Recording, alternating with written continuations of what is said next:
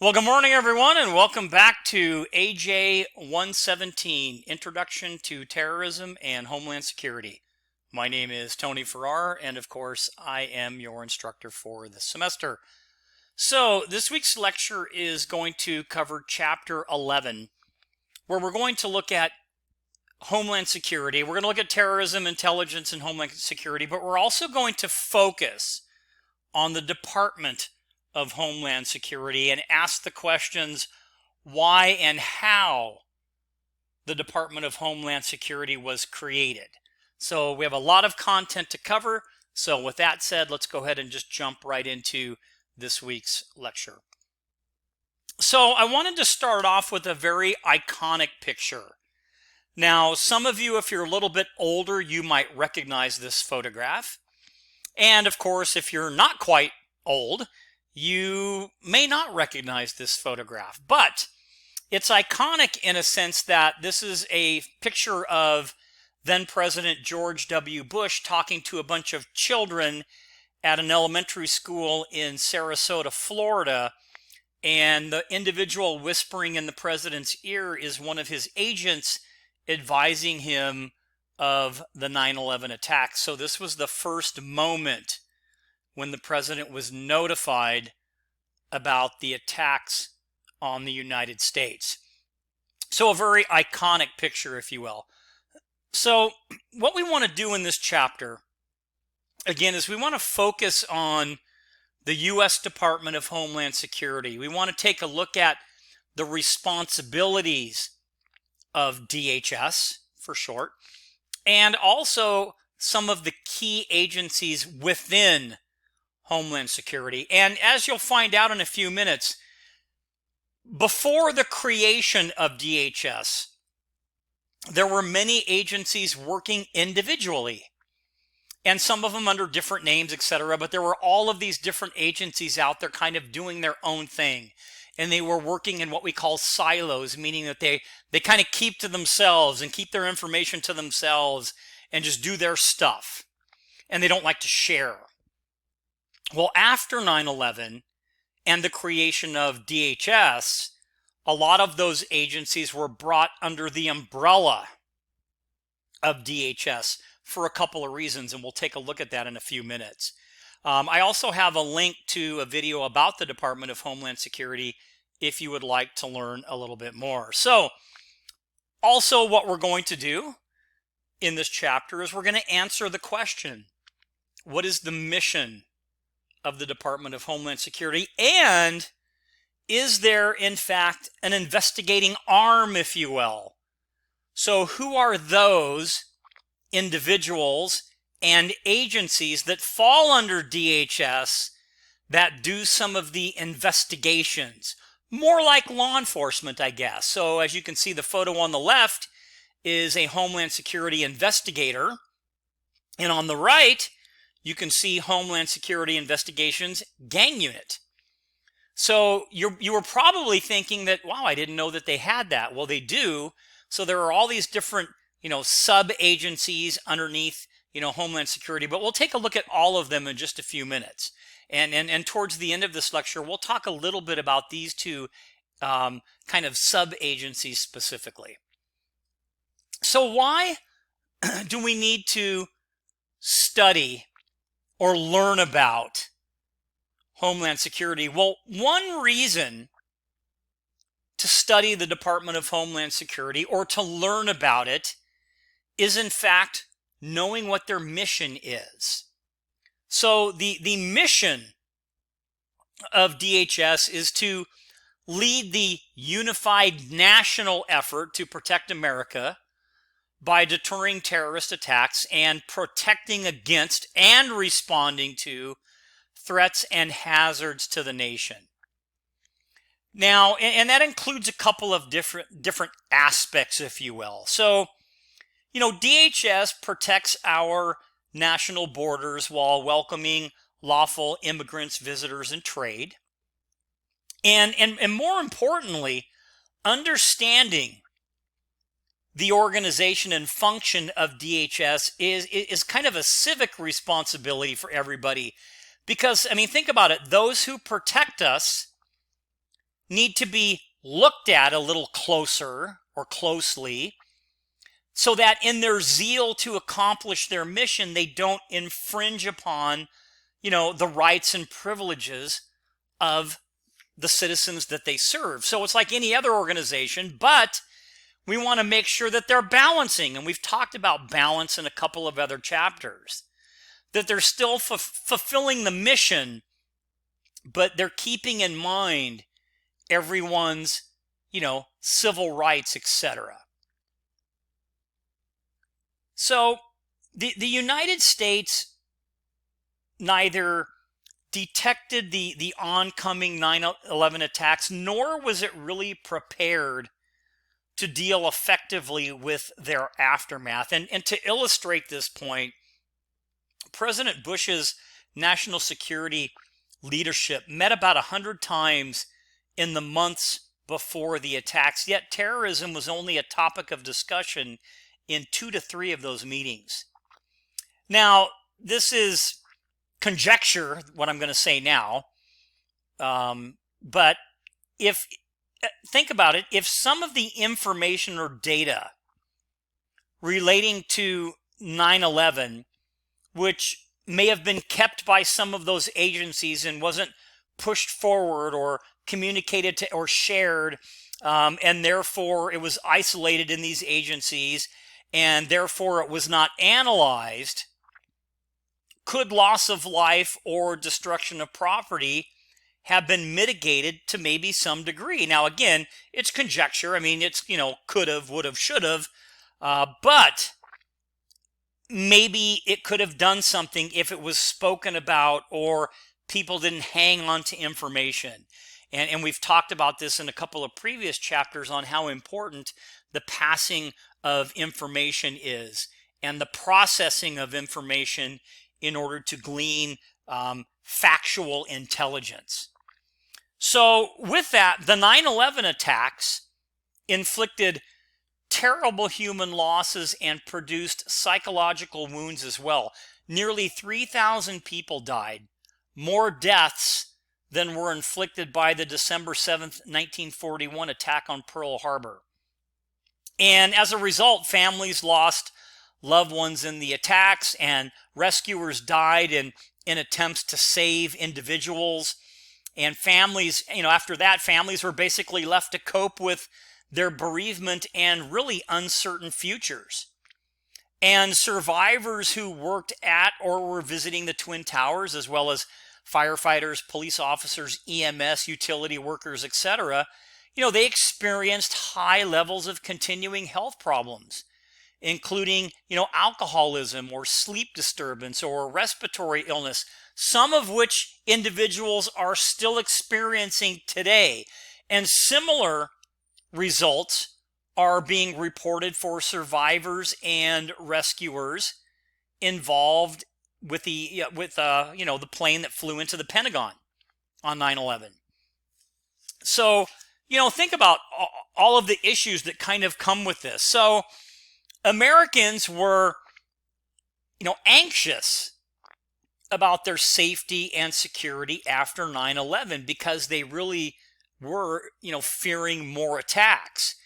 And many people experienced post-traumatic stress disorder or PTSD, while others struggled with panic attacks or other similar disorders. And if you recall, stock markets closed for 4 days, and when they reopened, there were significant losses and declines. And there was also a very obvious or precipitous drop in flights from overseas, and even fewer people took domestic flights. And some people didn't pick up their luggage that had been lost and then found because they were afraid that maybe it was booby-trapped. And then, of course, after 9/11, security screenings intensified, at sporting events, government buildings, airports, and all of that stuff. And really, for the first time in its history, America was fighting a non-state enemy on 2 fronts, Iraq and Afghanistan, which later resulted in a massive National Guard and Reserve unit call-up to active duty, which really further impacted American families, right? Because people were going off to fight. So a lot of things came out of this, including things that people were looking at as far as, civil rights. So, some questions. What rights are to be extended to those captured terrorists or those that are considered enemy combatants? And where would they be housed? And some human rights advocates oppose the America's use of an interesting term called extraordinary rendition, which I think we learned about in a couple of chapters prior to this one, which talks about transferring captured terrorists to other countries where harsh interrogation techniques can be used because they couldn't be used here in the U.S. And I think we did talk a little bit about that. So a lot of stuff going on, right? And I have a little slide here that talks about, air travel before and after 9/11. It's kind of an interesting one. Checked baggage screening before 9/11 was 5%, after it was 100%. So you can see we really didn't talk about it a lot. We mentioned it here and there, but it wasn't a thing until it became a thing. And I think everybody can kind of understand that. So 11 days after, now we're going to talk a little bit about the early years of DHS. So 11 days after the 9/11 attacks, Pennsylvania Governor Tom Ridge was appointed as the first director of the Office of Homeland Security in the White House. Now, his job was to develop, oversee, and coordinate a comprehensive national strategy to safeguard the country against terrorism and respond to any future attacks.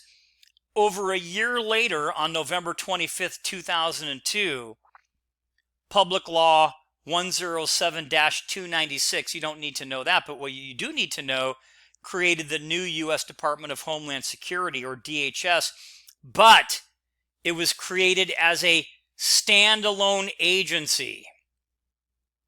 So it didn't suck in all those other agencies yet. So it's kind of by itself. So now you still have all of these individualized agencies out there, right? And then things are gonna slowly change a little bit. So on March 1st, 2003, the U.S. Department of Homeland Security became operational with parts or all of 22 different pre-existing federal agencies. And if you look at page 301 in your textbook, it lists actually all of those agencies. This really was the largest reorganization of the feds of an agency I think in their history, or since 1947, but we're going to talk a little bit about it. So the Department of Homeland Security, DHS, was this reorganization we're talking about. It was the largest reorganization of the federal bureaucracy since the National Security Act of 1947. DHS encompasses 22 different pre-existing federal agencies. So they're already there, they're just individual, right? And DHS has some 178,000 employees and a budget of just about $30 billion. So again, this is kind of the formation of this whole thing. So this happened on March 1st, 2003, where the U.S. Department of Homeland Security became operational with parts or all of 22 different pre-existing agencies. And a couple of interesting agencies. Again, some agencies assigned to DHS, they remained, the way they were, intact by name and organization. An example is the Coast Guard. They stayed the Coast Guard. But others, such as the Immigration and Naturalization Service, they were basically kind of broken up into 3 separate DHS organizations. So they took one and made it into 3, and I'll show you what it looks like, so don't panic. So it's like the U.S. Citizenship and Immigration Service, the Immigration and Custom Enforcement, and then Customs and Border Protection. So, we'll take a look at that. But I want to ask this question here again before we kind of move on and I show you that table. If intelligence coordination failures, had some culpability for the success of 9/11, meaning we didn't really coordinate information correctly, why would we create this sprawling federal agency? Why did we decide to bring 22 agencies under the umbrella of DHS? Well, one of the answers is we needed to look kind of like what we were doing we were doing something. So we did need to have the appearance of having taken swift action, decisive action in light of 9/11. But this also increased the ability to communicate and share information. But there were also a lot of headaches to get it done. So here's the table that I spoke about that you can find in your textbook on page 301. And just to kind of show you what I mean by, so before 9/11, we had an individual agency called the U.S. Customs Service, the Treasury. But when it was put under DHS, they broke it into two separate units or agencies. We have U.S. Customs and Border Protection and U.S. Immigration and Customs Enforcement. Same here with the Immigration and Naturalization Service. Well, they broke it up into three. They have Customs and Border Protection, Immigration, Customs Enforcement, Citizenship and Immigration Service, and it kind of tells you what it is. So before 9/11 and before DHS, now under the umbrella of DHS. And you can see some stayed the same. FEMA is still FEMA. So hopefully that kind of makes sense. But there's the list of all of those, again, on page 301. Okay, so a couple of things just to kind of note. So remember I spoke a little bit about how difficult it might be to move all of these agencies under one umbrella. So the creation of DHS created bureaucratic wrangling, if you will, or arguing, or whatever word you want to use, from individuals and agencies seeking to be prominently placed in it, as well as some congressional political discontent because they lost their influence. So they pulled all of these agencies under one, person in charge, if you will. So they kind of lost a little bit of autonomy, right? So Grossman noted that Americans have, proven supremely adept at war fighting, but not at creating long-term security bureaucracies. And this is a big bureaucracy. And this observation was really accurate with respect to the early years at DHS that were often politically, financially, and administratively bumpy. It was kind of an uphill battle with a lot of issues. And I'm just going to briefly touch. You don't really have to know all of these. But there were kind of 13 big things that sort of stuck out. So the big one was the challenge, again, to transform 22 agencies and bureaus into a single agency with one dominant culture. That's really hard to get everybody on the same page, right? So again, we're just going to briefly touch on these. And these are just issues and that kind of came up. In 2002, 300 applications for aid relating to 9/11 were returned because FEMA had forgotten to pay rental fees on their post office box. So you even have these little issues that were kind of bigger, though.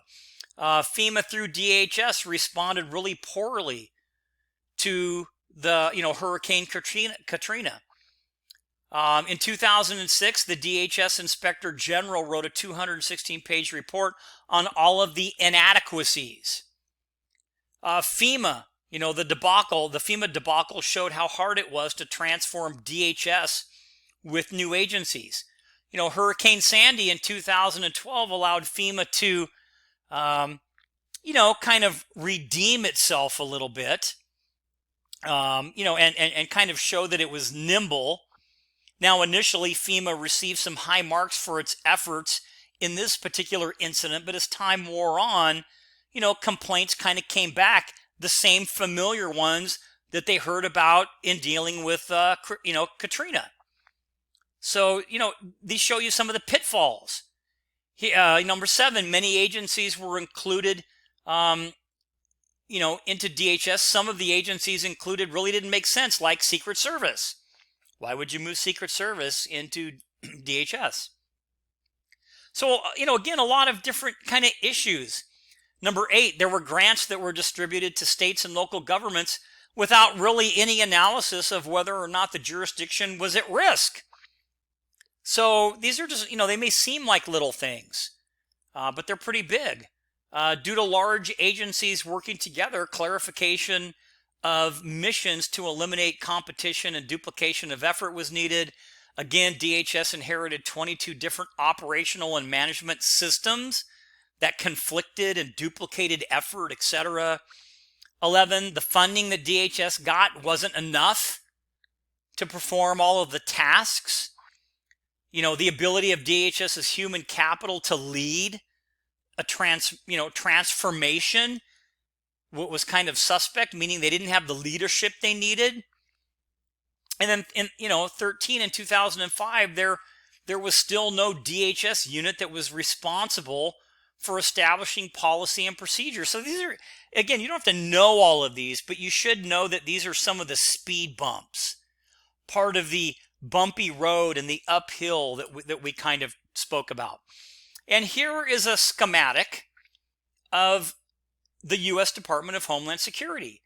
And you got to think, these were all individual units, agencies on their own, not connected. And then, again, we went through the speed bumps that, how do we drag them all together and put them under the U.S. Department of Homeland Security, this secretary that's running this. And some of these you probably, you're going, well, why do we have these? Well, you're going to need all these agencies, and you're not going to run into these folks up here. But down here, these are the more boots on the ground kind of agencies. So you have U.S. Customs and Border Protection. You have the U.S. Citizenship and Immigration Service. You have the Coast Guard. You have FEMA, U.S. Immigration and Customs Enforcement, Secret Service, and TSA. So this makes up the U.S. Department of Homeland Security. So now let's take a peek at some of the strategic priorities for Homeland Security. So DHS and its partners use what's called the QHSR as a guide for the execution of its collective responsibilities and continued, integration across its strategic priorities. So now let's look at some of these priorities. So, in simplest terms, here are the priorities of Homeland Security. Number 1, address the evolving terrorist threat by focusing on enhancing, Department of Homeland Security and partner capabilities abroad.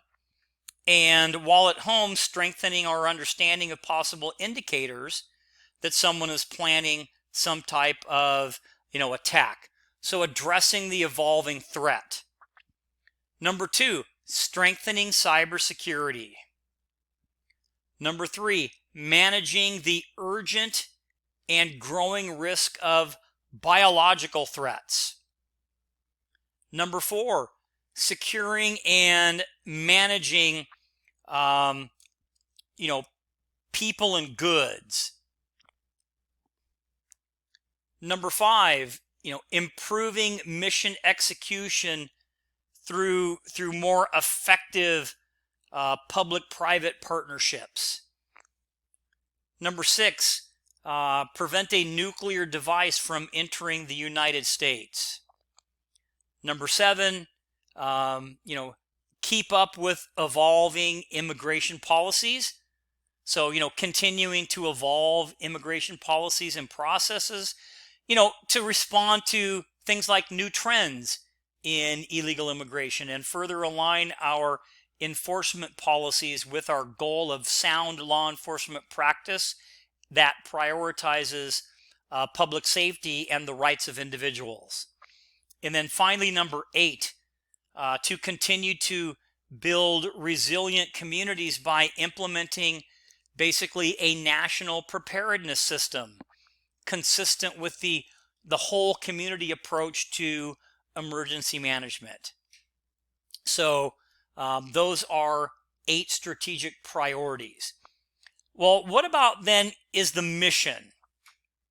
So let's take a look now at the core missions of DHS, and there are 5, and underneath each one of these core missions are going to be associated goals, and we're not going to go through all of those. We're just going to talk about the mission, and you can look on page 307 and 308 to kind of look at the sub goals. So mission 1 would be preventing terrorism and enhancing security. Number 2 would be securing and managing our borders. Number 3 would be enforce and administer our immigration law. Number 4 would be safeguard and secure cyberspace. And number 5 would be ensuring resilience to disasters. Now again, each one of those missions, they have goals underneath it.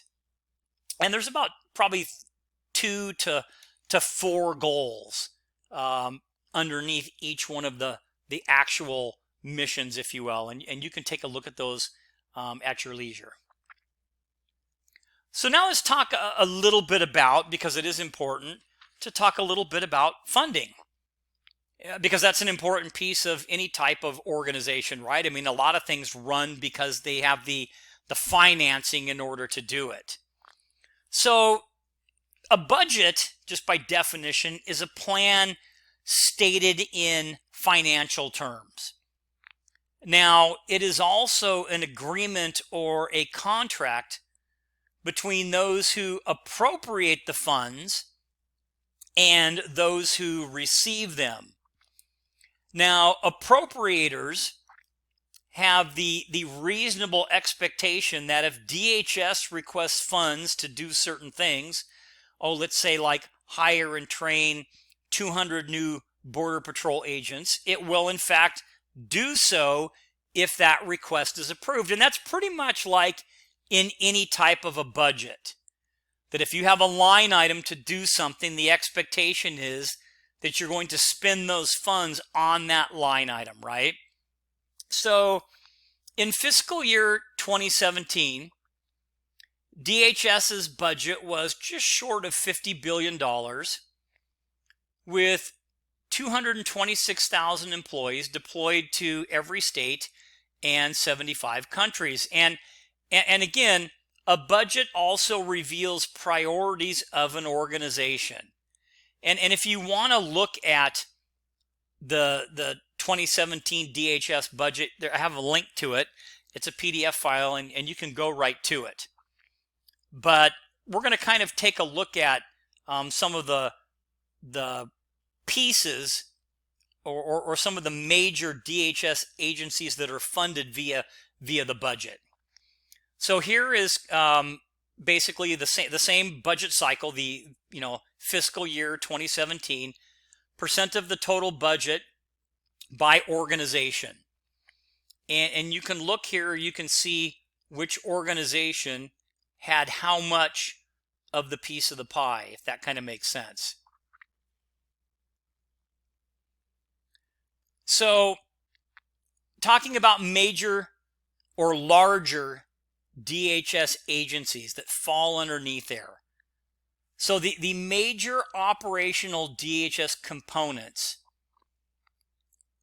are going to kind of include the following. So let's take a look at these different components. And if you want to know more about the mission of DHS, you can go to that link down there. So they would include number 1, U.S. Customs and Border Protection. Number 2, the Federal Emergency Management Agency, FEMA. Number 3, the U.S. Coast Guard. Number 4, the Transportation Security Administration, or TSA.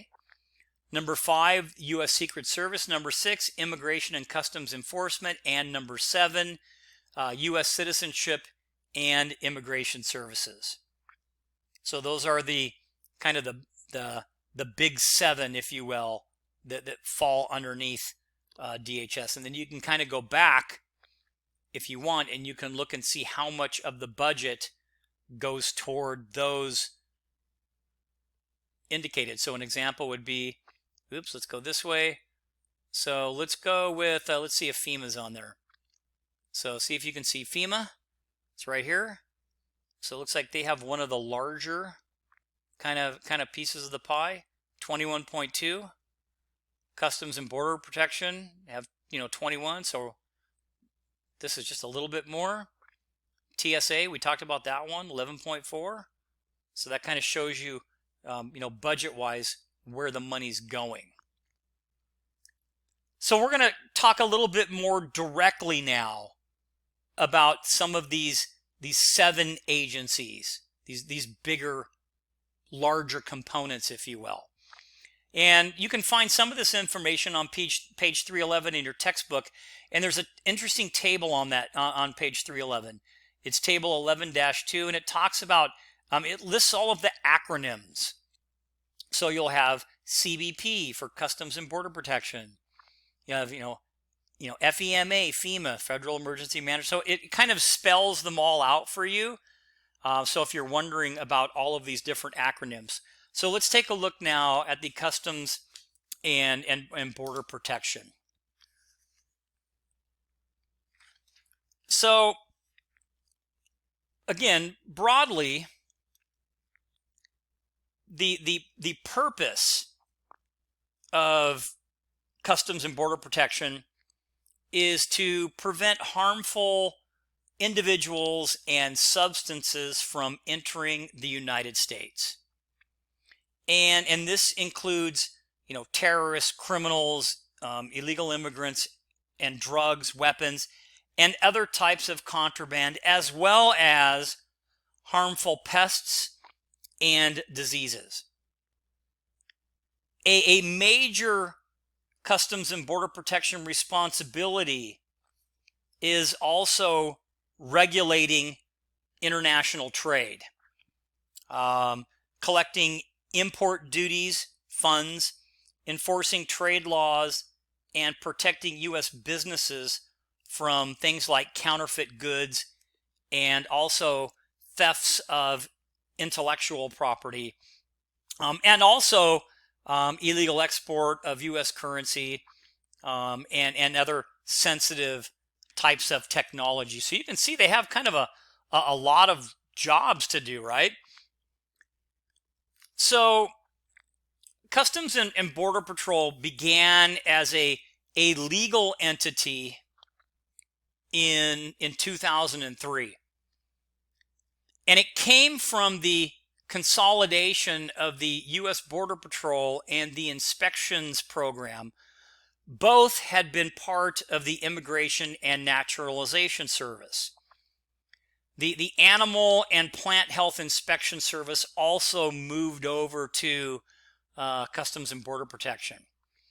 And when we talk about things like, animal and plant health inspection programs and things like that, a phrase to kind of put out there, because it's really important, would be the term agroterrorism, which would be basically malicious acts that are directed at the agricultural or food supply in the United States, because we know that the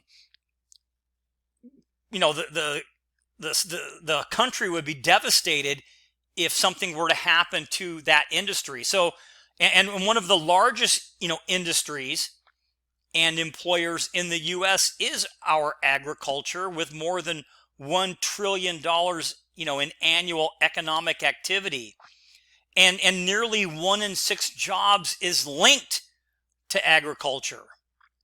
So we do have to understand that there's a possibility of this agroterrorism being out there. So There's also something that's kind of interesting called legacy agencies.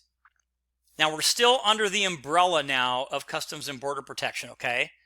So agencies that existed prior to the formation of DHS and came over to it in part or whole were called legacy agencies.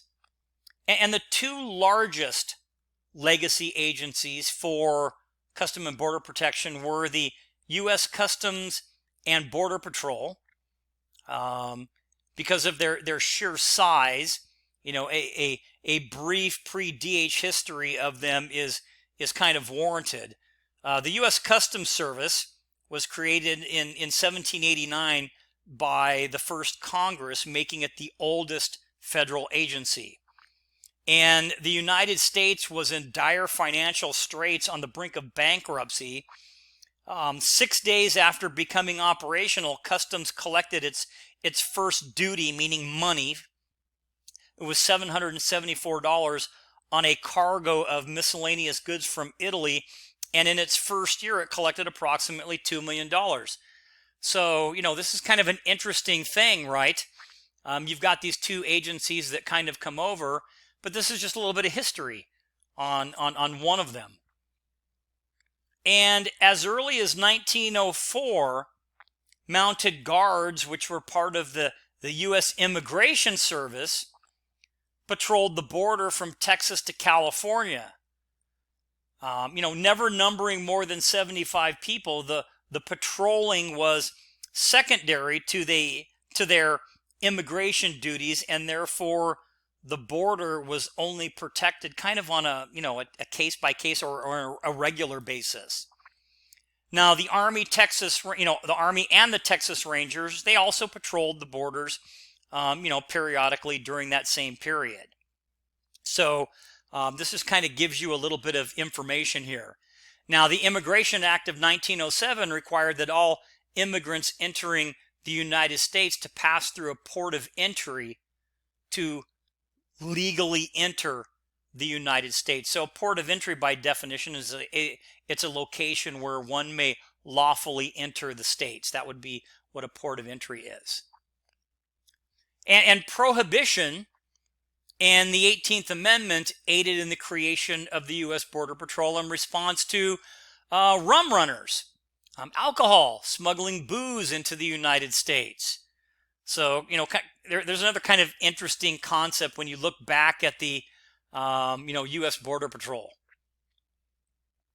So, when we look at Customs and Border Protection, what are their activities? Well, let's kind of take a look at that. So, Customs and Border Protection has a responsibility for approximately 5,000 miles of border with Canada, 1,900 miles with Mexico, and 95,000 miles of shoreline. And it's watching for boats and land crossings. They do that, but it's not sufficient because a lot of the drug smugglers and human traffickers, they also, not only do they use boats, but they also use tunnels that they've dug. And a lot of times they'll, in the air, drugs are being smuggled by ultralights and hang gliders, and the ultralights may land or make a drop from the air, waiting to drop their stuff off to the people that are going to smuggle their stuff, into the States. So Customs and Border Protection officers who number approximately 22,910 are basically law enforcement personnel who work at these point of entries, airports, seaports, and land crossings. And again, within the CBP are approximately 19,282 agents with law enforcement authority. And they retain their customary roles of protecting areas between the POEs. So they not only do they deal with the point of entry, but those spaces in between the points of entry. So that kind of makes sense. So it's the entire border. So hopefully that kind of makes sense to everybody. So let me go down here. So some other resources that Customs and Border Protection have are 639 air interdiction pilots, 334 marine interdiction officers, 2,416 agricultural specialists. Daily, Customs and Border Protection deploys 1,462 canine teams, 400, they've got like 400 hours patrols. They fly 217 hours of air missions. The combined activity produced by the 42,192 personnel within the law enforcement power is staggering, really, to say the least. They do so much as far, with everything that they take care of. So Customs and Border Protection officers process about 350 million travelers a year and about 30.4, so almost, 30.5 million trade entries. Officers make 416,000 arrests. They apprehend a little over 8,000 wanted criminals, identified a little over 320,000 persons with suspected security concerns. They seized about 2.8 million pounds of drugs, and they seized $105 million in undeclared illicit currency. So there is a big need for Customs and Border Protection. But just remember, kind of going back, remember the Customs and Border Protection started as a result of a couple of other units coming together, right? So we talked about that, and I'll just kind of go over that one more time and we'll move on. So agencies that existed prior to the formation of DHS and came over to it, those are legacy agencies. And the two largest legacy agencies for Customs and Border Protection were U.S. Customs and the Border Patrol. So those are the two agencies that came together and they formed basically the Customs and Border Protection. All right, and then we talked a little bit about tunnels. And I wanted to kind of point this out because this is typically a lot of things that are brought over or smuggled over, whether it's drugs or people, are basically through tunnels. And when you talk about tunnels, you have to speak just a little bit about a tunnel rat, which are basically, tunnel rats are Customs and Border Patrol officers who go into these tunnels that are being used for illegal means. So, tunnel rats, they're members of the Border Patrol's Border Tunnel Entry Team. They kind of have their own team. Between 1990 and 2016, they discovered over 224 tunnels that originated in Mexico. And one incomplete tunnel was 70 feet below the surface, 2,700 feet long, and equipped with rail, lighting, water pumping, and a vent system. Tunnels are, typically 3 to 4 feet wide. They take about 6 months to a year to complete and cost anywhere between $1 and $2 million if they're well put together. And most tunnels enter either California or Arizona. And tunnels typically start and end in homes or warehouses in industrial areas. And if you think about that, that makes sense because if they do it during the evening hours, those businesses in those industrial areas are closed. And people coming and going from warehouses in trucks is kind of a common sight as well, and it helps basically kind of cloak or cover the operation. False walls and floors may also be built to conceal a tunnel opening in a warehouse. And as may be needed, some drug smugglers may, make any needed repairs to walls or floors, and even paint them after receiving each shipment to maintain that level of concealment. So being a tunnel rat, if you will, is a very dangerous job, because that officer may encounter someone unexpectedly. There's cave-ins, that could trap them. The ventilation system may be inadequate, so it's hard to breathe. And going into the tunnel, they're going to wear a special harness and carry, meters to kind of gauge the air to make sure the air quality is okay to breathe.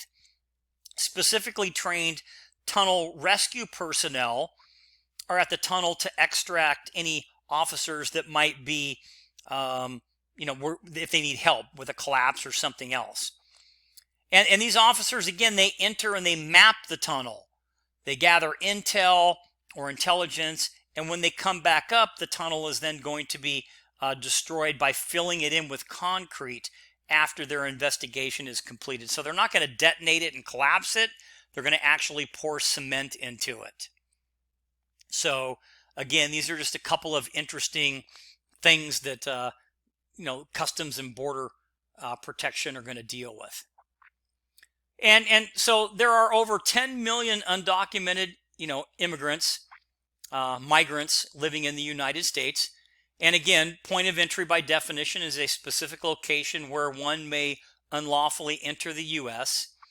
And as such, Customs and Border Protection will use a lot of technology. So one strategy to better secure the border was the substantial infusion of technology. So, things like radar was, linked to cameras. Night vision goggles were procured for the officers. A lot of things like unattended ground sensors were deployed. Color video surveillance cameras along with thermal imaging were placed to cover, miles of remote areas, covered by fences and where it was kind of impractical to, do anything about or construct a wall or build some kind of blockade. Radiation detection devices were also distributed throughout the area, and also manned aircraft and even unmanned aircraft, drones. So a lot of different technology pieces, because you don't have enough personnel to cover all of not just the point of entries, but also the points in between the point of entries, right? And just to show you, I threw in, and you don't have to agree with this because I'm not asking for you to agree or disagree, but I wanted to show you the proposed border wall that our current President Trump was talking about. So he proposed this wall on the U.S.-Mexico border that's going to be over 1,600 kilometers long, which will replace the current kind of porous fencing, which isn't put together very well, if you will, which is 1,000 meters long or kilometers long. And then the rest is going to be, would be protected by like mountainous areas or, other types of obstacles. So this is just an example of the wall. Talked a little bit about drones, and they are typically used, as a technology type tool. So we have helicopters, boats, aircraft with radar, and also drones. We talked a little bit about cameras. We talked about night vision. Again, we talked about ground sensors, where if a vehicle were to roll by or if people were to run by, and that sensor would sense like either foot traffic or vehicle traffic or something, it would send an alert to a station or notify the officers that someone had passed that particular checkpoint. So these are all other pieces of technology that are typically used by Customs and Border Patrol. Okay, so now let's move to one of the other agencies. So we talked a lot about Customs and Border Patrol. So now let's talk a little bit about FEMA. And FEMA is an interesting agency because it's not only affiliated with terrorism, but it also deals a lot with the aftermath of emergencies. So it's kind of a reactive thing. It deals with a lot with aid, but let's talk a little bit more about FEMA.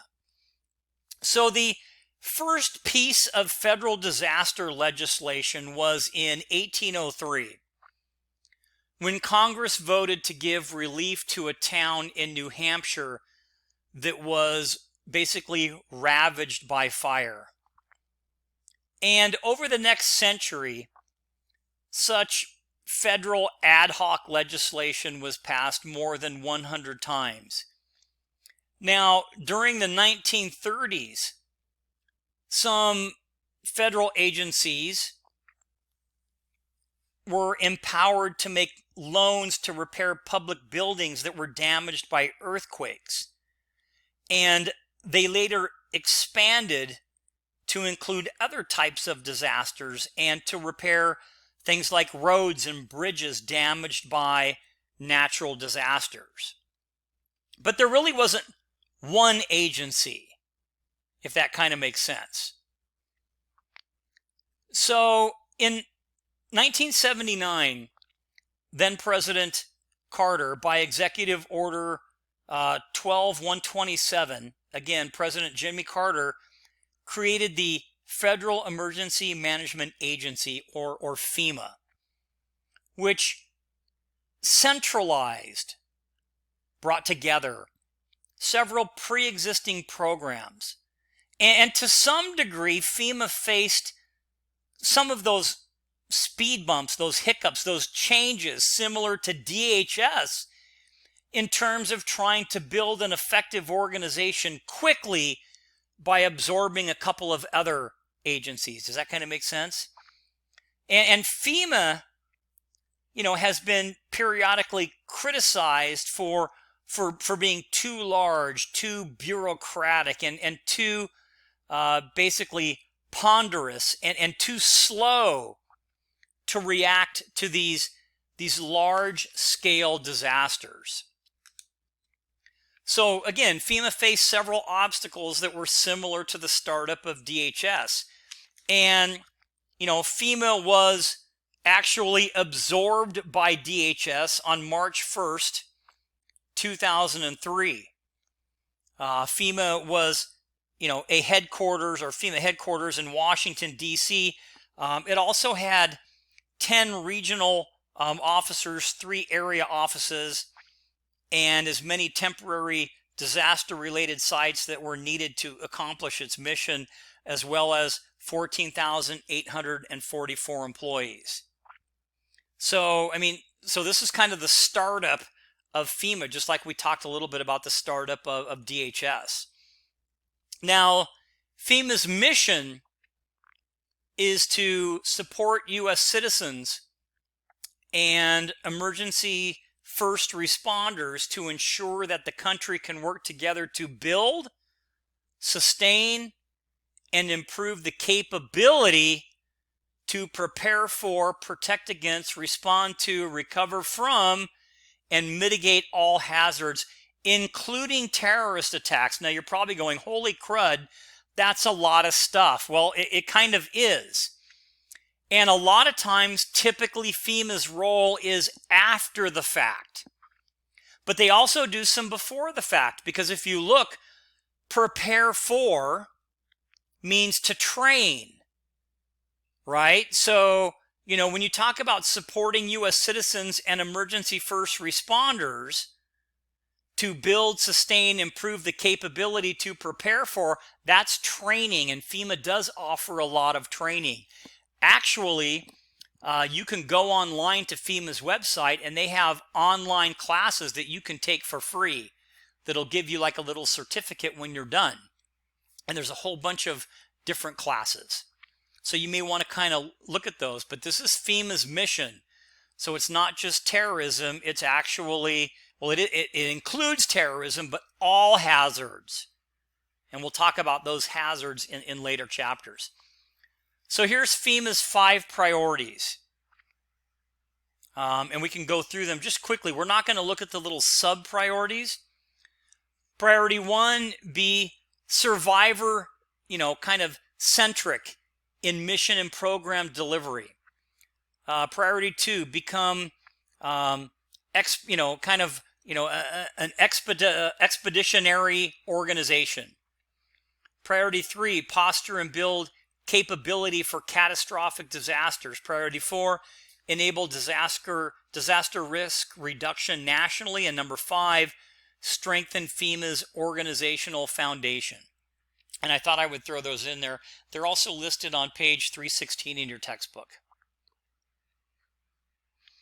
FEMA also came up with, if you don't know, they developed the color-coded Homeland Security Advisory System known as the National Terrorism Advisory System, or NTAS. And it talks about the different levels of terrorism as far as advisory goes. Okay, so now we're going to talk a little bit more about FEMA's role, okay, in DHS. So remember, FEMA is under DHS, just like we looked at the Customs and Border Protection. So the Robert T. Stafford Disaster Relief and Emergency Assistance Act of 1988 is a statutory authority for most federal disaster response activities, especially as applied to FEMA and its activity. And it basically enables federal agencies to provide assistance that have been overwhelmed by catastrophes. And it also determines, what assistance and the conditions the aid is to be distributed. So again, just to kind of go through this so you kind of understand it,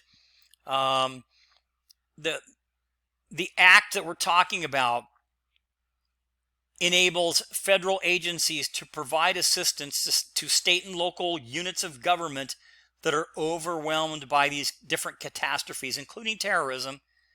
And the statute also authorizes, and helps determine what types of assistance can be provided and the conditions under which aid is actually distributed.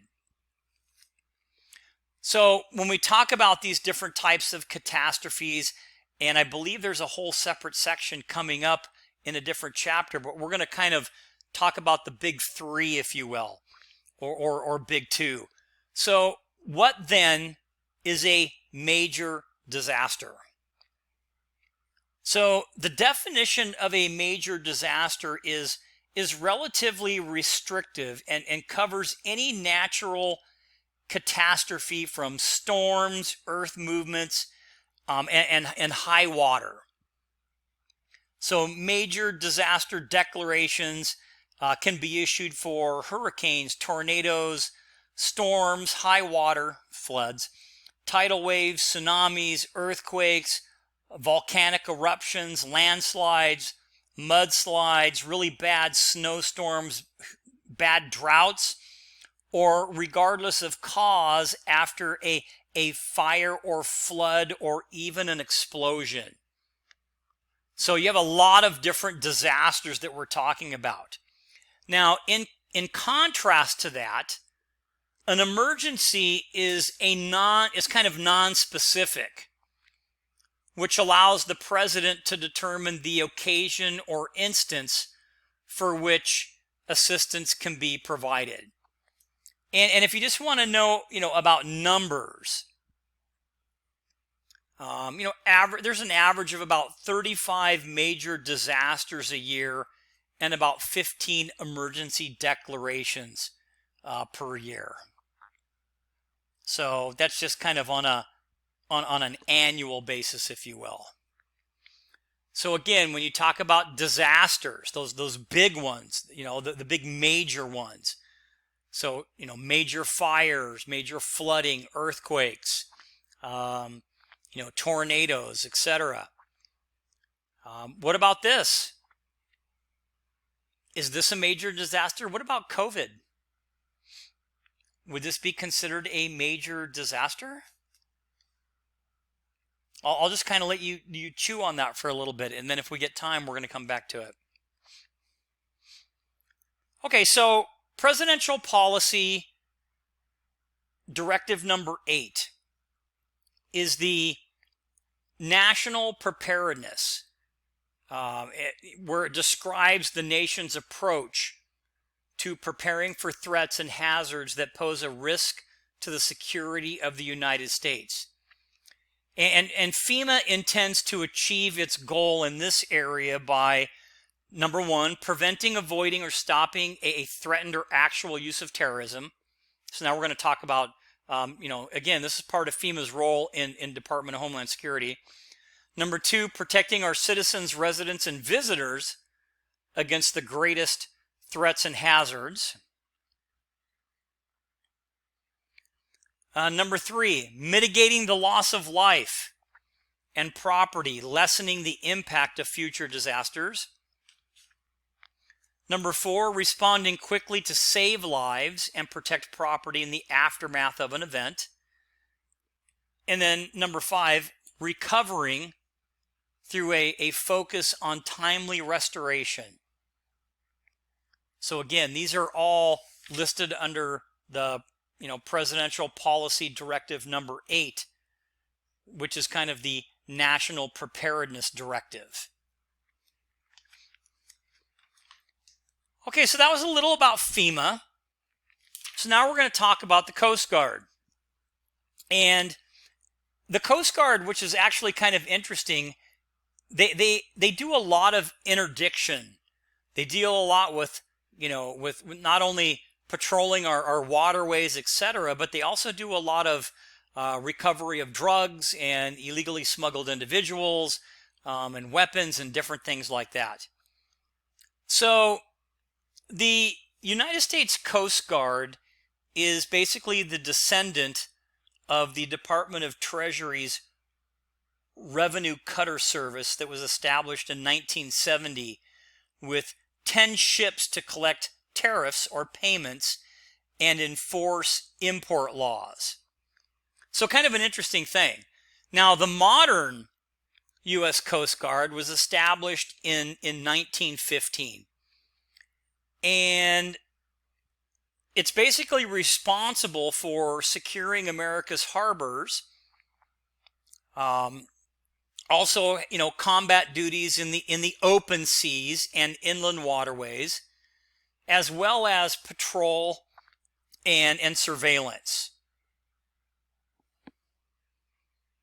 Now, its traditional mission was to protect the public, the environment, and the U.S. economic interests along the ports and waterways. But now,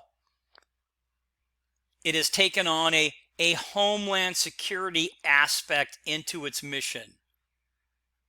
And the Coast Guard, this is now the larger portion of its budget.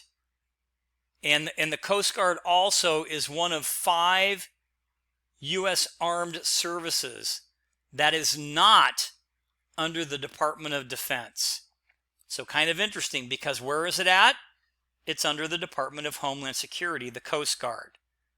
So hopefully that kind of makes sense. So again, the role of the Coast Guard is to protect the public, the environment, and the U.S. economic interests, in the nation's ports and waterways along the coast, on, international waters, or in any maritime region as required to support national security. Now, more specifically, the Coast Guard has retained, traditional missions and assumed additional Homeland Security missions. And it's responsible for executing both types of missions along 95,000 miles of coastline and 4.5 million square miles of sea, including, the Maritime Exclusive Economic Zone, which typically extends 200 miles from a country's shoreline. So I know that's kind of a lot of, maybe too much that you really need to understand, but you can see that their job is more than what it was before. It's kind of changed. Now, in fiscal year 2017, the U.S. Coast Guard had a budget request of $10.3 billion, and the U.S. Coast Guard had 40,992 active duty, 7,000 reserve duty, a little over 8,500 civilians, and 3,000 volunteers, for a total of a little over 87,000 personnel. The Coast Guard has 201 aircraft, 243 ships that are greater than 65 feet, which are like big icebreakers, etc., 1,650 ships that are less than 65 feet. And in this particular year, they responded to 17,801 calls for service. And where can you see them on TV all the time? Besides now, there is an actual show called U.S. Coast Guard. You can also watch them on Deadliest Catch. So take a look if you want to watch that. So here's a little bit of kind of Coast Guard in action. And what they're looking at right here is drug smugglers are now using small submersibles or even little kind of like baby submarines, and they're filling them with either people or drugs, and they're smuggling them through submarine. Yeah, no kidding, huh? Pretty crazy. All right, so a little table just to kind of show you, non-Homeland Security missions and Homeland Security missions as it relates to the Coast Guard. So, again, marine safety, search and rescue, aids to navigation for ships, etc., marine resources, ice operations, which would be like ice breaking to keep domestic ships in the shipping lanes. And then here, Coast Guard, we have, even, safeguard and secure cyberspace, prevent terrorism, secure and manage the borders, other law enforcement, which is drug smuggling, etc. All right, so now let's move on to TSA. Well, what about the Transportation Security Administration? Well, you know what? We're just over our 60-minute mark. I just happened to look down and notice that now. So let's see how much more we have to cover. I don't think we have that much more, so let's go ahead and see if we can push through pretty quick. All right, so TSA. So the first American airliner was hijacked in 1961 when a passenger demanded that a national airlines plane take him to Cuba. And following 3 more hijackings of U.S. flights over the next 3 months, President Kennedy ordered the creation of armed sky marshals to basically thwart those hijackings. Now, initially there were 18 of them, all U.S. Border Patrol agents. By 9/11, there were only 33 sky marshals, and none of those were on hijacked planes that particular day because they were not being assigned to domestic flights, only international flights. So there's another, did we miss the data there? Kind of interesting, right? So, again, we talk about communication and data. So few hijackings of U.S. airliners have occurred in recent years. 9/11 providing a kind of a grotesque exception to this particular statement. The general absence of hijackings may be due to several different factors. One could be the lack of intent or capability of terrorists. Number 2 could be marshals may be providing a deterrent, meaning that they know that they're on some of these planes. And number 3 could be a shift in tactics by terrorist groups. For example, recent terrorist attacks in Europe suggest a preference for attacks on mass transit systems like trains. On average, attacks against mass transit systems create more than 2.5 times the casualties per incident as attacks on aviation targets. So these are some of the reasons perhaps we're not seeing as many issues relating to air travel, with the exception, of course, of 9/11.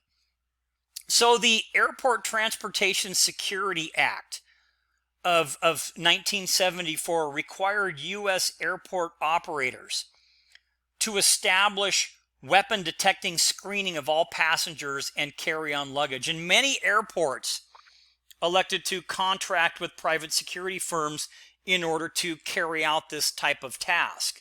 Now, following the 9/11 attacks, federal legislation in 2001 established the Transportation Security Administration, TSA, and transferred responsibility for civilian aviation security from the Federal Aviation Administration, the FAA, to TSA, which I guess kind of makes sense. And in 2002, the Homeland Security Act moved TSA into the Department of Homeland Security, DHS.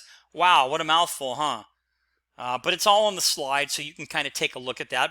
So what are TSA's responsibilities then? Well, just a little bit about TSA. In 2017, TSA had over 55,608 employees and a budget of about $7.4 billion. And TSA has 4 specific responsibilities. Number 1, they ensure the effective and efficient screening of passengers, baggage, and cargo. Number 2, they deploy air marshals internationally and domestic. Now remember, they didn't do domestic before. Number 3, they manage security risks by working with stakeholders, providing support and direction. And then finally, number 4, they develop and implement screening programs. So these are some specific responsibilities of TSA. What about the Secret Service? Let's talk a little bit about the Secret Service.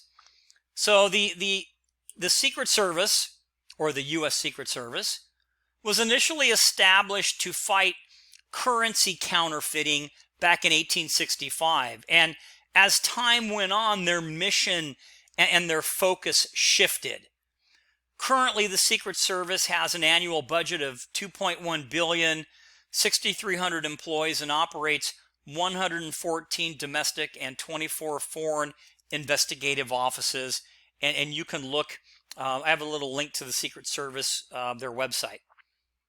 And currently, the Secret Service has a unique dual mission of protection and investigation, because they protect the president, the VP, also former president and VPs, other visiting heads of state, distinguished visitors to the U.S., missions as directed by the president, other persons as directed by the president, and any national special security events.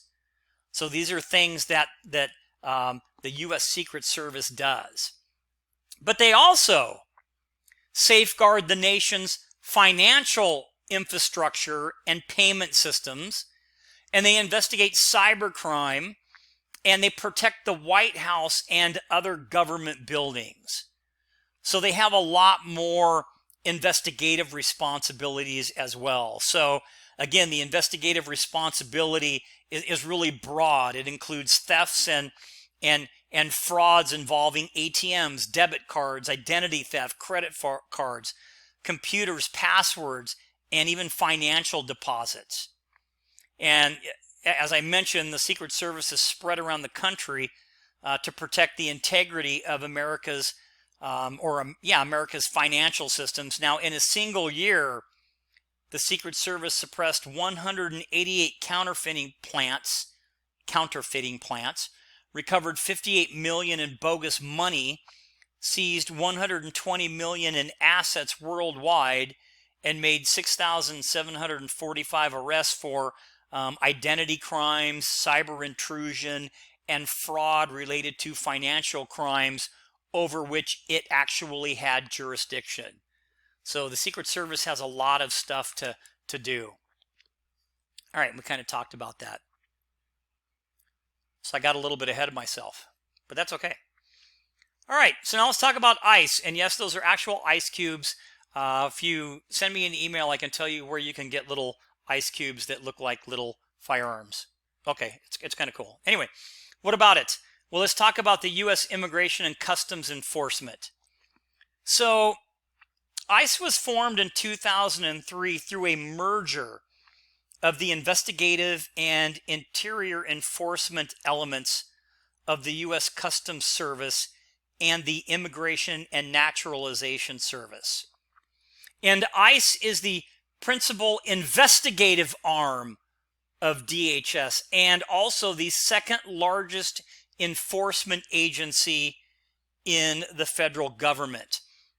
Now, with a budget of $5.3 billion, ICE deploys 19,332 people in all 50 states and 48 foreign countries. ICE promotes homeland security and public safety through broad criminal and civil enforcement, of about 400 federal laws governing border control, customs trade, and immigration. So, again, they deal with national security threats, those caught trying to, illegally enter the country, and also they deal with the most serious categories of convicted criminals, gang members, and those actually make up about 91% of all of their removals, those convicted criminals or convicted criminal gang members. So again, they have a lot of things that they do. So what are some of their objectives? Well, prevent terrorism and enhance security. Again, secure and manages our U.S. borders, enforces and administers America's immigration laws, and they are, again, remove criminals from the United States. Now, whereas Customs and Border Protection or Border Patrol focuses on the border area between points of entry, ICE enforces applicable laws in the interior of the United States. So they're not typically at the border. Does that make sense? They're working in the interior, in some of the cities and some of the counties. And again, they deal with national security threats and the most serious categories of convicted criminals, gang members, etc. Okay, so what about Homeland Security investigations? We saw the pictures early on. We talked about, HSI. So HSI, or Homeland Security Investigations, carries out transnational criminal investigations to protect the United States against terrorist and other criminal organizations that threaten public safety and national security, and bring to justice those seeking to exploit our customs and immigration laws worldwide.